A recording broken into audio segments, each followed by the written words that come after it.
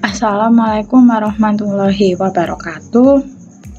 Bagaimana kabarnya anak-anak? Semoga sehat selalu dan baik-baik selalu. Oke, untuk hari ini materi bahasa Indonesia kita bahas dua materi.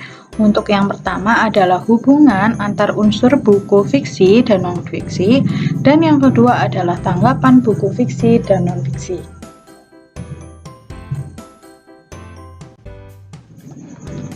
Kompetensi dasar yang harus kita pelajari yaitu 3.16, yaitu menelaah hubungan unsur-unsur dalam buku fiksi dan non-fiksi. 4.16 menyajikan tanggapan terhadap isi buku fiksi non-fiksi yang dibaca.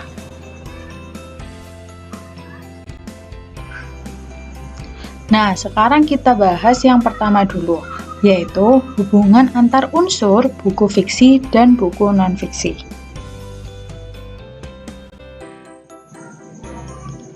Nah, di sini ada bacaan, kita analisis tentang hubungan unsur fiksi.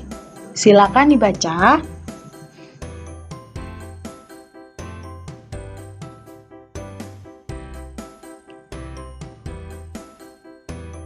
Oke, di sini ada judul Idul Fitri. Sumbernya adalah dari buku antologi cerpen yang berjudul Natasha.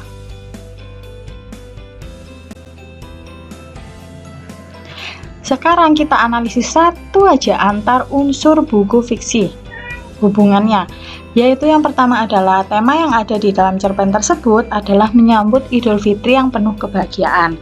Buktinya adalah dari kutipan cerpen di atas yang menunjukkan bahwa anak-anak bergegas menuju masjid dengan penuh kebahagiaan. Terus latarnya sudah jelas bahwa di situ adalah di sebuah kampung. Jadi antara tema dan latar ini saling berkaitan. Ketika mereka menyambut Idul Fitri, mereka juga di kampung.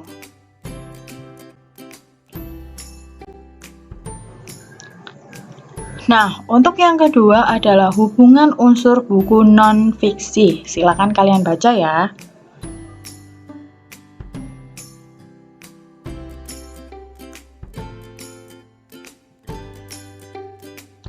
Nah, di sini ada judul yaitu Teluk Sebila. Sekarang kita cari analisis satu hubungan unsur buku non-fiksi. Penjelasannya adalah antara judul, yaitu judulnya tadi apa? Pesona Wisata Bali, judul bukunya, maka isi buku yang di dalamnya berisi beberapa wisata Bali, salah satunya adalah Teluk Sebila yang mempunyai keindahan alami dan sunyi. Jadi antara judul yang Pesona Wisata Bali tersebut, nah Pesona Wisata Bali itu punya wisata yaitu namanya Teluk Sebila yang dibahas di dalam buku tersebut. Jadi ada kaitannya antara judul dan isi buku.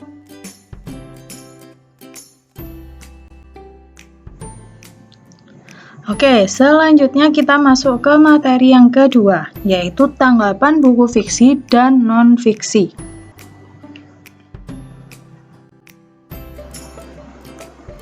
Untuk menanggapi buku fiksi dan non-fiksi ini, ada dua cara. Yang pertama adalah bentuk lisan, yang kedua adalah bentuk tulis. Kalau bentuk lisan ini disampaikan secara lisan. Jadi melihat sebuah kelemahan, kelebihan, dan hal yang menarik tetapi disampaikan dengan lisan. Sedangkan kalau secara tulis disajikan dalam bentuk resensi. Nah, resensi ini juga membahas tentang kelebihan, kelemahan, dan hal yang menarik di dalam sebuah buku. Jadi intinya dalam menanggapi buku fiksi dan non-fiksi ini ada dua cara, yaitu tulis sama lisan. Kalau lisan dengan cara ngomong, tapi kalau tulis dalam bentuk menganalisis.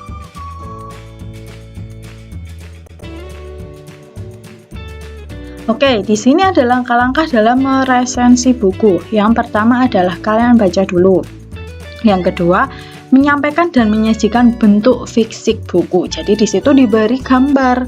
Terus yang ketiga adalah menggambarkan isi secara keseluruhan atau biasa disebut dengan sinopsis. Terus yang keempat mengkritik buku secara visinya. Terus yang kelima memberikan pendapat kelebihan dan kelemahan buku. Terus yang terakhir adalah mengajak pembaca untuk membaca buku tersebut. Meskipun kita meresensi buku tentang kelebihan dan kelemahan, tetapi jangan lupa juga untuk memberikan motivasi atau memberikan mengajak pembaca untuk membaca buku tersebut.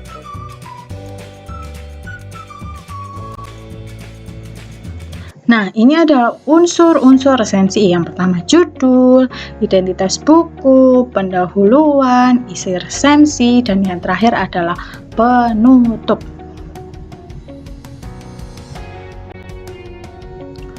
Oke, sekarang kita lihat. Ini ada contoh resensi buku tentang Laskar Pelangi. Di sini ada judul buku tentang Laskar Pelangi. Terus identitas bukunya adalah tentang judul, penulisnya siapa, tebal buku, penerbit, dan tahun terbit. Selanjutnya adalah pendahuluan. Nah, pendahuluannya di sini adalah Laskar Pelangi merupakan novel fiksi yang ditulis oleh Andrea Hirata. Nah, setelah itu masuk ke isi resensi atau biasa disebut dengan sinopsis, yaitu novel tersebut mengisahkan tentang kehidupan 10 anak di Pulau Belitung dan sebagainya. Nah, di sini ditampilkan sedikit isi dalam buku tersebut atau biasa disebut dengan sinopsis. Nah, ini lanjutannya yang isi resensi berupa sinopsis. Nah, setelah itu kalian tulis kelebihan dan kekurangan. Nah, kelebihan di sini bahwa gaya bahasanya itu bagus sehingga menjadikan alur tersebut itu menarik untuk dibaca. Tetapi untuk kekurangannya, latar belakangnya ini kan mengambil daerah lain, daerah pelosok. Nah, mereka itu menggunakan beberapa bahasa yang tidak dimengerti oleh masyarakat awam. Nah, itu kelebihan dan kekurangannya seperti itu. Penutupnya ini yaitu masih ingat, yaitu penutupnya adalah berisi tentang mengajak orang lain untuk membaca buku tersebut.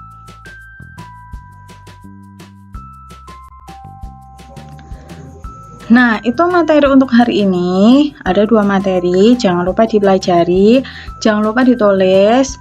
Mungkin ada yang ditanyakan, silakan. Saya akhiri. Wassalamualaikum warahmatullahi wabarakatuh.